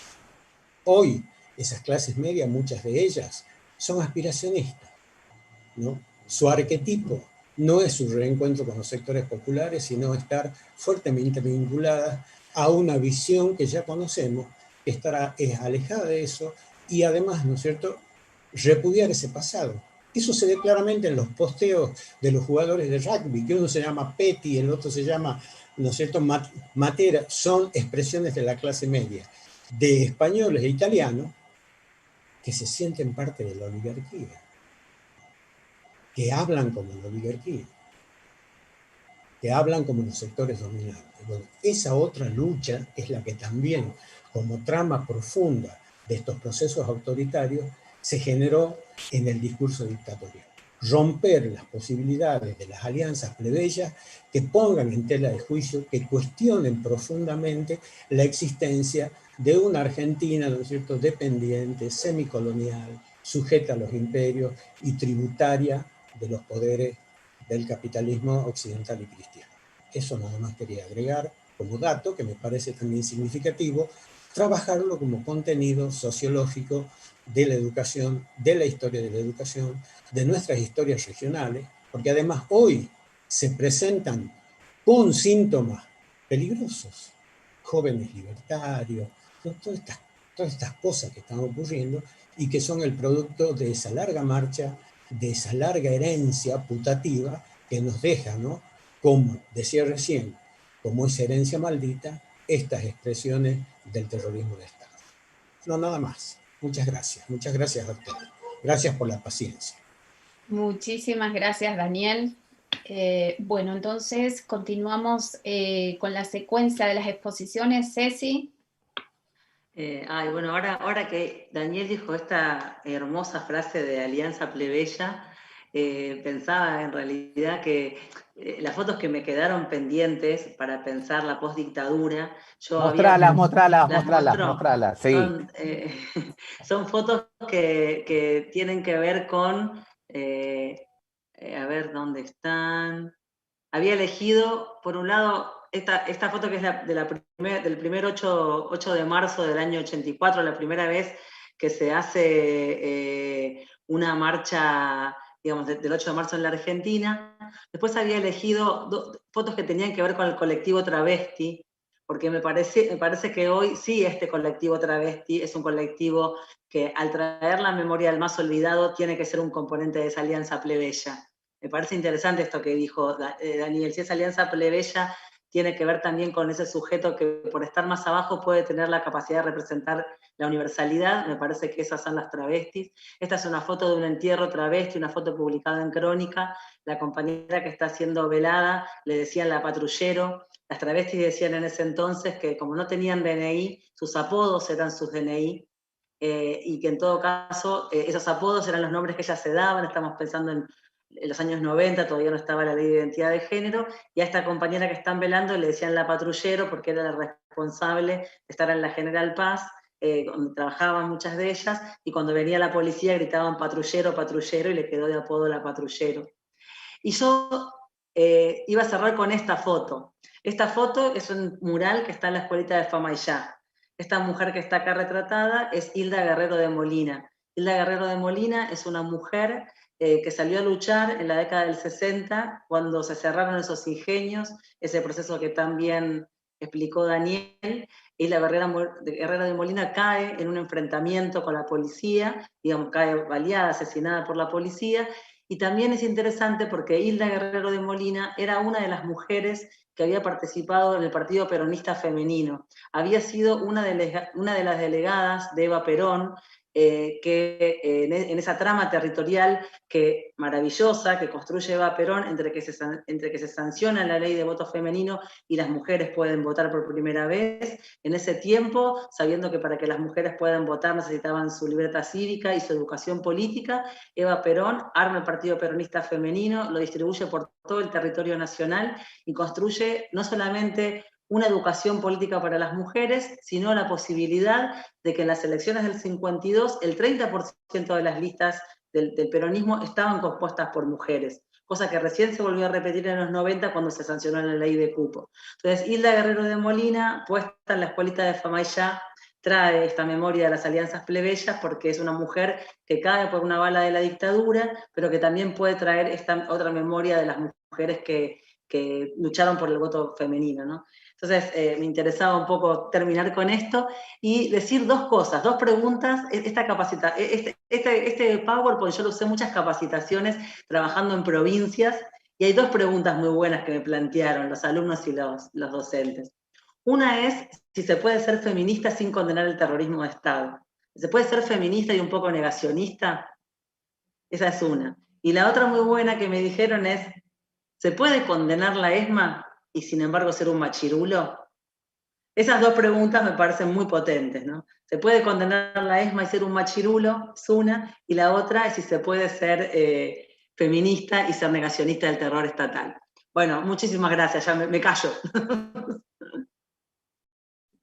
Gracias, Cecilia. Muy interesante aquí, agradeciendo también esto que hayas pasado nuevamente estas fotos que quedaron en el tintero, porque bueno, era un reclamo que se venía haciendo en el chat. Y bueno, entonces para continuar le doy el micrófono a Martín. Martín, tus 5 minutos. No, bueno, yo con la potencia de los cierres de Daniel y de Cecilia casi no tengo nada para agregar, solo quisiera subrayar algo que está presente en sus dos presentaciones, que es que cuando hablamos del pasado, cuando enseñamos el pasado, hablamos del presente también, ¿no? Y enseñamos el presente y abrimos preguntas sobre el presente. Y esto que Cecilia acaba de traer, que son las preguntas que surgen en los procesos de transmisión, son centrales si las pensamos como productoras de nuevos sentidos sobre pasados que ya hemos conocido, sobre los que ya hemos hablado, sobre los que ya hemos escrito, pero que están vivos en estos procesos de conversación, ¿no es cierto?, con las nuevas generaciones, sobre todo pensando que el conocimiento profundo, las nuevas preguntas sobre las luchas del pasado también son formas de entender, de habitar las luchas del presente, ¿no? Para nosotros y también para las nuevas generaciones, solo eso. Así que bueno, muchas gracias. Muchas gracias, Martín. Muchas gracias entonces nuevamente a cada uno de los expositores, Daniel Yepes, Cecilia Flashland y Martín Legarralde. La verdad que nos hemos quedado con muchas ganas de más. Aquí en el chat siguen comentando respecto de la potencia de este Ateneo, del conversatorio, de los temas que aquí se abordaron, de las perspectivas desde las cuales se abordaron. Y bueno, por supuesto, la capacidad y la altura de quienes abordaron cada uno de estos temas. Finalmente, yo para cerrar aquí, darle un tiempito a Ana, que quería comentar algunas cositas antes de cerrar, es agradecer también a Glenda, la secretaria de la SAE, la Sociedad Argentina de Historia de la Educación, que me ayudó ahí con el chat a través de YouTube. También agradecer a Javier con la asistencia técnica allí, nos sentimos muy acompañados con él. Y también agradecer entonces al público en general que nos ha estado escuchando a través de YouTube. Están muy interesados en que esta grabación puedan tenerla a disposición. Y bueno, decir entonces que tanto desde Filo, desde el canal de Filo UBA y desde el Facebook de SAE, de la Sociedad Argentina de Historia de la Educación, la grabación de este Ateneo va a quedar grabada. Bueno, desde ya muchas gracias por permitirme coordinar a tan excelente Ateneo, a Pablo por sus gestiones, a Ana y bien, a todos muchas gracias. Sí, voy a cerrar dándote la palabra para que cierres vos. Adelante. Entonces, Ana, bueno, un gesto de caballerosidad que se valora. Bueno, no reitero los agradecimientos, me sumo, pero quiero encuadrar esta actividad en el marco de las prejornadas SAE, y anticipar que las jornadas SAE serán en octubre de este año.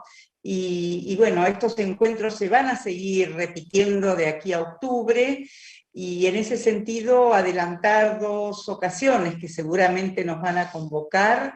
Prontamente tendremos con nosotros el nuevo número del anuario, que seguramente ameritará una presentación, y a poco andar nos encontraremos con una producción que estamos esperando con ansiedad, y es el dossier que recuperará experiencias, investigaciones en torno a Malvinas, y que están coordinando en la previa por ahora Pablo y Glenda. Entonces tendremos jornadas, tendremos nuevos eventos, tendremos anuario, tendremos dossier, tendremos para entretenernos, y para cerrar, recuperar lo que ustedes han planteado, que desde la perspectiva de historiadores de la educación, de transmisores, de pasadores, de herederos y de pasadores, de herederas y de pasadoras, nos pone en un lugar de compromiso, en un lugar de militancia, y sumar a esta militancia de enseñar, a esta militancia de la pedagogía de la memoria, una militancia práctica a la que convocamos, y es a plantar árboles. Les invitamos desde la Comisión Directiva de la SAE a sumarnos a la campaña por los 30.000 árboles, en lo posible especies nativas, que sumarán a otra marca de la que no hemos hablado y que no podemos evadir, y tiene que ver con el ecocidio que estos días estuvimos viviendo en el sur. También de esto vamos a tener que hablar, pero mientras tanto, además de hacer memoria, sumarnos a actividades reparatorias. Reparemos lo que hemos destruido plantando árboles, para reponer los que se quemaron y para tener presente la memoria de quienes ya no están.